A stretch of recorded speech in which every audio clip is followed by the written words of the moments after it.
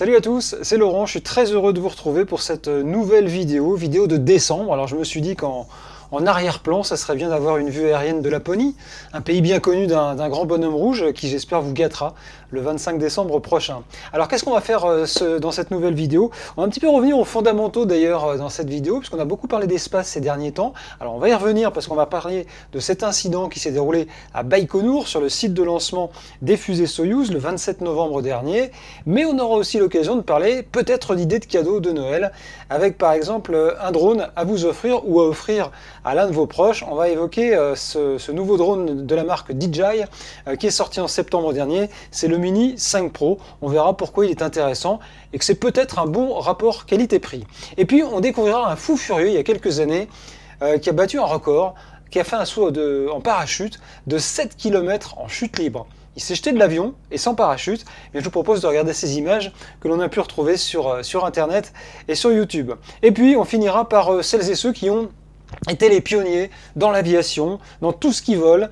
Il faut savoir que quand aujourd'hui on rigole, on voit l'espace avec les progrès qui se font petit à petit de l'entreprise d'Elon Musk avec SpaceX, les premiers essais du Starship qui n'ont pas toujours été des réussites, eh bien sachez que les premiers hommes qui ont essayé de voler, ça ne s'est pas toujours passé comme il fallait. Là aussi des images d'archives pour clore ce numéro de décembre. Allez, on commence tout de suite avec ce qui s'est passé le 27 novembre dernier sur le site de Baïkonour au Kazakhstan. Le 27 novembre dernier, donc sur le site de Baïkonour, incident. Pourtant tout avait bien commencé, on voit deux cosmonautes russes et un astronaute américain qui s'apprêtent à rejoindre la station ISS. Tout se passe bien jusqu'au moment où là, c'est un petit peu le drame, puisqu'en fait, ce qui va se passer, c'est que le pas de tir, ça s'est produit après le décollage de la fusée Soyouz. Des rapports sont apparus quelques heures après le lancement, indiquant que le pas de tir lui-même avait été endommagé. Une plateforme de service située dans la fosse de flamme est tombée dans cette fosse, et des sources indiquent qu'il pourrait s'agir d'un défaut de sécurisation de l'équipement, la fosse de flamme et la structure sous le pas de tir conçue pour dévier les gaz d'échappement extrêmement chauds et puissants de la fusée au moment du lancement. Alors ce qui est un petit peu embêtant quand même avec cet incident, c'est qu'on peut craindre que malheureusement, il faut le rappeler, la Russie n'a que ce site de Baïkonour, ce pas de tir, pour envoyer des humains dans l'espace à bord de l'ISS, mais aussi les vaisseaux Progress. Les vaisseaux Progress qui sont ces vaisseaux qui permettent régulièrement de repousser l'ISS dans l'espace, puisque, on le rappelle, si l'ISS n'avait pas justement ces petits coups comme ça pour être repoussée, eh bien elle finirait par tomber sur Terre, puisqu'elle est très proche de notre planète, elle est à 400 km d'altitude. Donc on a besoin de ces vaisseaux Progress, entre autres des Russes, pour repousser de temps à autre de quelques mètres l'ISS. Alors il y a aussi, heureusement, l'entreprise de Musk qui, avec sa navette Dragon, permet de le faire aussi. Ils ont fait des tests et ça fonctionne, et heureusement, parce que là, a priori sur le pas de tir de Baïkonour, on n'est pas sûr de revoir des vols avant 2 ans. Espérons quand même, d'après les autorités russes, ils espèrent que ça sera vite réparé. Mais enfin, il y a quand même un petit peu de boulot, 2 ans. Espérons que ce sera le temps nécessaire, voire peut-être difficile en tout cas pour les cosmonautes et pour l'agence Roscosmos d'envoyer des hommes à bord de l'ISS, affaire bien évidemment à suivre. On va parler de drones maintenant, et je vous propose peut-être une idée cadeau pour ces fêtes de fin d'année, ou vous faire plaisir tout simplement, avec ce dernier modèle de la marque DJI qui est sorti en septembre dernier. Il s'agit du Mini 5 Pro. Alors qu'est-ce qu'il a de plus, qu'est-ce qu'il a de moins, quels sont ses avantages, ses inconvénients? Eh bien c'est ce qu'on va essayer de regarder avec ces images. Voici la bête, le Mini 5 Pro. Bon, sa prise...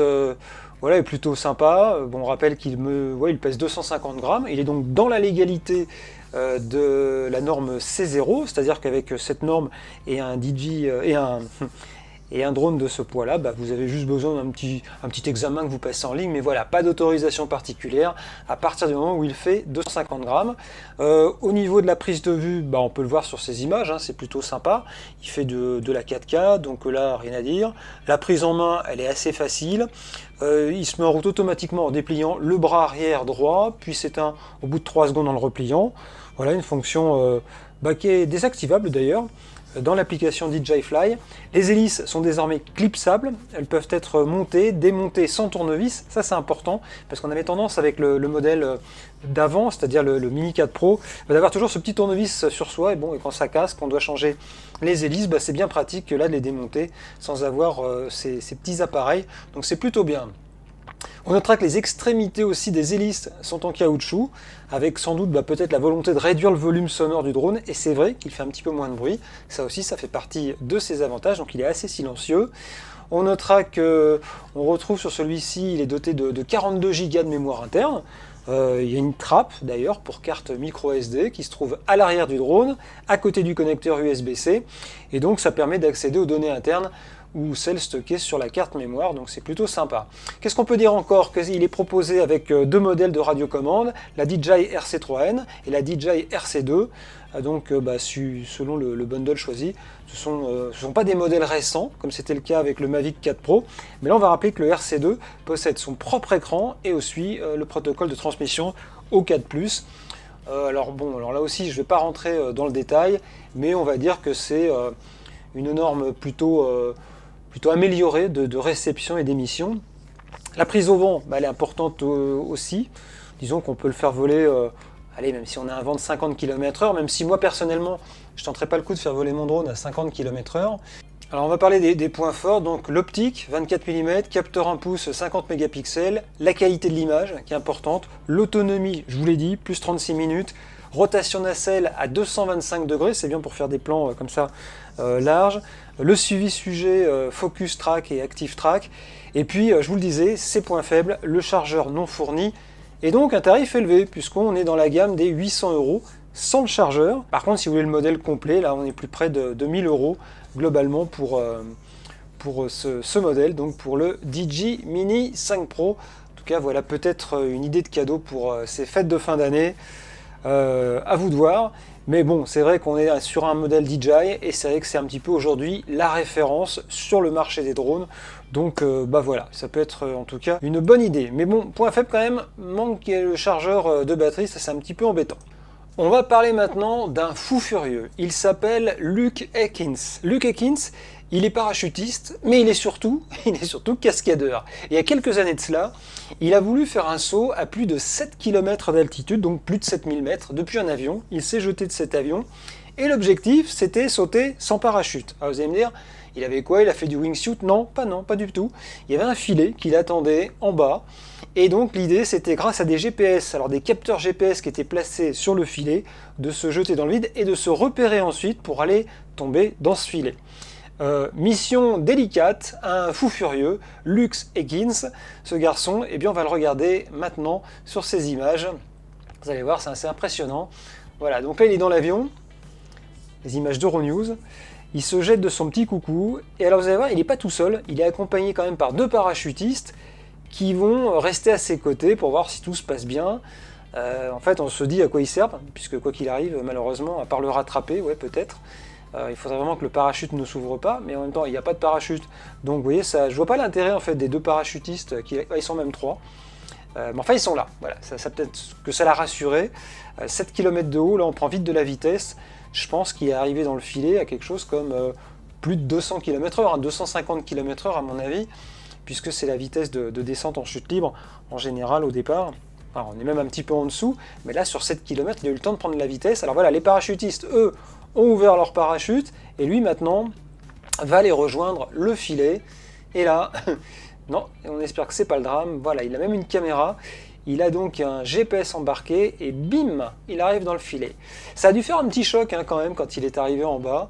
Luke Ekins, voilà, c'était en 2017 ou 2016 qu'il a réalisé ça.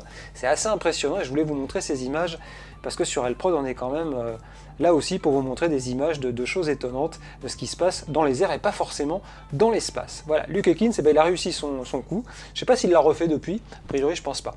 Je rappelle, puisque c'est l'un des derniers numéros de l'année, dernière vidéo, je voulais vous offrir ces images que vous voyez en arrière-plan de Laponie. Je pense que ça a été filmé par drone et c'est magnifique. Et puisqu'on parle de drone, Je vous rappelle qu'en janvier, on va fêter les 2 ans de la chaîne et je compte sur vous pour m'envoyer vos vidéos, des vidéos que vous avez réalisées peut-être avec vos drones aussi. N'hésitez pas. Format MPEG, c'est pas la peine non plus, ou 4K si vous avez des formats de 2 minutes, voilà, qu'on pourra diffuser pour une spéciale, une vidéo spéciale. Je vous remets peut-être, ce qui est important, c'est l'adresse. Là voilà, elle est là, elprod73@gmail.com. On va finir avec un petit truc sympa que j'ai trouvé sur le web et en particulier sur YouTube. C'est les fous volants, je les ai baptisés comme ça, ceux qui dans les années 20, les années 10, même au 19e siècle, ont essayé de voler tel un oiseau, le rêve de l'homme, le rêve de tout homme d'ailleurs. Eh bien au départ il y avait des gens pour les filmer, ça s'est pas toujours passé comme ils voulaient, vous allez voir des machines complètement loufoques. Et si j'ai trouvé ça plutôt sympa, eh ben c'est le cadeau pour ces fêtes de fin d'année que je vous propose de regarder sur cette vidéo.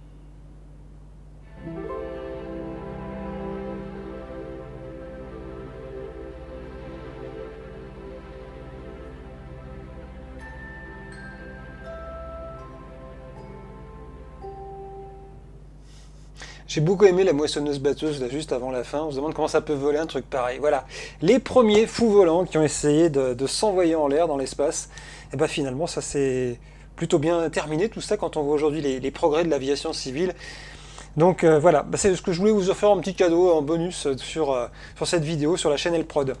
Si vous avez aimé ce contenu, je vous rappelle que vous pouvez mettre des pouces, bien évidemment, vous pouvez commenter aussi cette vidéo, n'hésitez pas, les critiques sont toujours les bienvenues, parce que c'est vrai que ça fait aussi progresser la chaîne. Et puis, vous pouvez bien sûr vous abonner à la chaîne, puisqu'on parle aussi d'espace habituellement sur celle-ci. Donc si vous voulez en savoir un petit peu plus sur l'actualité du Starship, de la New Glenn, l'aventure d'Artemis, la Chine dans l'espace, bref, tout ce qui peut vous intéresser, n'hésitez pas, abonnez-vous à Elprod. Je vous dis à très bientôt pour une nouvelle vidéo, puis préparez bien les fêtes de fin d'année, on ne sait jamais, il y a peut-être un bonhomme qui pourrait venir chez vous apporter de jolis cadeaux, c'est ce que je vous souhaite.